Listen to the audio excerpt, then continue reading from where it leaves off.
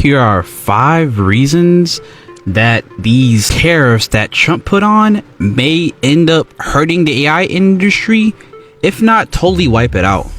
Number 1 is, well, money. When it comes to AI, we know with ChatGPT, Claude, and Grok that these companies are burning through tons and tons of money, especially the bigger players like Gemini, Claude, and ChatGPT, because they have like major backings. They're almost like monarchs. They're like embodiments of big 3, where you have Microsoft backing ChatGPT, you have Google with Gemini, and I think Amazon's backing Claude. So of course their pockets are super deep, right? So they have a lot of money to spend. But what happens to that money when tariffs hit, when any type of product that they do try to sell is now much more expensive? Amazon is a lot of just product. I think they make a lot of their money through Amazon Web Services. That's where they get a lot of profit, but it's where a lot of their profit comes from. It may start to pull from that side when it comes to these tariffs, because if their product side and people not maybe wanting to buy, especially in America, they may have a dip in revenue and maybe have to pull from these different areas to balance the books out. And people are probably going to be a lot less prone to spending any money on these things, because guess what? AI is not just expensive, it's not yet profitable at this point in time.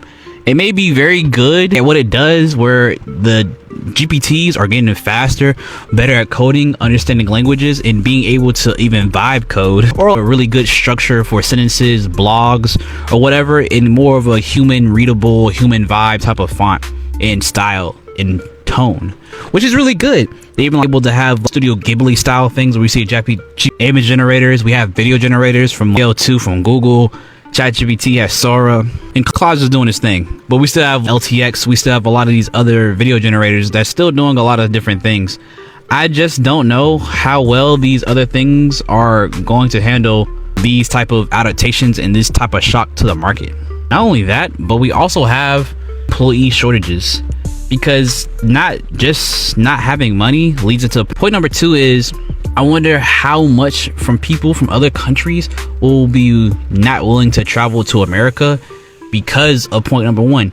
They may have less money to sponsor H-1B visa holders, as we see that some of these countries, some people are very nationalistic, have very national mindset. So they do love their countries that they're coming from. And if they see their country being, well, not treated the best, they may not want to go to America to work. But that's more of a smaller issue. I think more of the bigger issue, maybe they may not be able to afford it from these bigger companies to even afford some of these foreign workers, because you see here, as foreign relations are breaking down, as people are thinking we may go to war, the US may go to war with China, that's not just the issue for China and America. That's an issue for the global economy, because these are 2 global powerhouses going at it. Essentially, people may not want to invest in America and be able to stay here stationary. If you ever seen a Claude, or actually if you ever seen a ChatGPT live stream when releasing a product, if you ever seen a Grok live stream, you see that the people who are kind of there, if they're English native US people, they're probably either first generation, but it seems like a lot of them are H-1B visa holders. Stocks are tanking, so people are gonna have to answer for their shareholder value. AI is still a space where it's a R&D, a lot of investment, but the return on investment is not there, and so that trickles right into the money, the people. Point number 3, I would say, is the ability to grow AI companies. What we see with these companies, they are using a lot of processing. They're using a lot of compute. That means they need a lot of graphics cards, a lot of server racks. I think Grok did 100 million or 300 million or $1 billion, something crazy astronomical for their data farms, for their server farms, and they had to rig it with Tesla batteries and different type of generators to keep it up and running, because they needed that much compute. That number would have gone up by, let's say, 10% as a minimum tariff, but I think they're talking about 50-60% of a tariff on these goods to get it inside of America. That's a huge increase when you're talking about these types of numbers, as well as some of these countries and some of the places that are tied to making these processors, these graphics cards. They may not want to sell as much graphics cards or processors to America because of the trade war. But even if they do trade it, it's just gonna be so much more expensive to even trade or sell this type of stuff. This may lead to companies not releasing as many updates when it comes to new models. If you think about ChatGPT, think 4.5, even how they make Studio Ghibli style images, I think it costs like $4 per like images, something insane compared to the other models, which are like cents, less than $1 for sure. But some of these models do need a lot of compute to do these type of things. Also, it's the total economic impact it may have, because at the end of the day, these are products that they are trying to sell, that they are trying to integrate into systems. We see this like in these new line of phones, like the new flagships, like the Pixels, the Galaxies, the iPhones. They all have AI into them. Even on social media, it's all integrated. But what happens when people are scaling back from AI?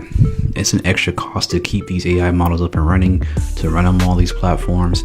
It may lose momentum and customer base for people who are trying to use these, and they may start scaling back on these type of integrations because it's a cost they can kind of just shut off. Or it may be behind $1 paywall, where we see with streaming services like Netflix, Disney Plus. If it gets tough for them, what they end up doing, they start raising their prices on their subscription services, so you have to pay for the AI. Even though we're used to AI being free or easily accessible now, that doesn't really stop it from it being behind a paywall in the future, because that's just how the companies kind of operate. Lastly is, since this is an improvement market, this could just totally bust what they call the AI bubble. And this would be the death blow to AI, because AI is very popular right now. But let's say this all kind of dies out and fizzles out because of the tariffs, the price is increasing, employees aren't working, they can't find new hardware for their processors and computes.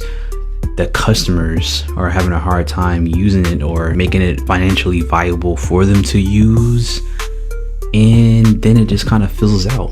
Not that AI is not good, not that it won't be something in the future, but what happens when it just totally fizzles out and the hype dies down? People aren't talking about it as much because there's not many models dropping, new innovations when it comes to AI, and it just becomes kind of quiet for like a YouTube.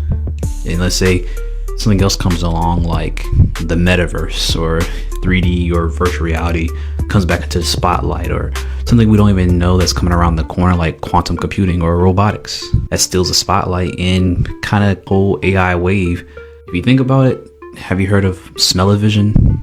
That was a thing at one point where they were trying to innovate a way for you to actually smell the smells that were coming through the TV. So it'll have a different sensor besides the audio and visual that you can see. You have more of a smell factor there. And they have theaters that shake your seats.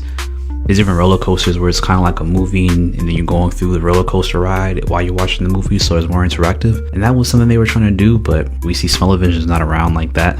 Even seems like things like VR aren't really as popular as it once was. But tell me what's your thoughts down. Do you think this is a game changer and this could kill AI, or do you think, nah, we'll be alright? With that being said, don't forget to like and subscribe. Your boy Dex Not Dexter out.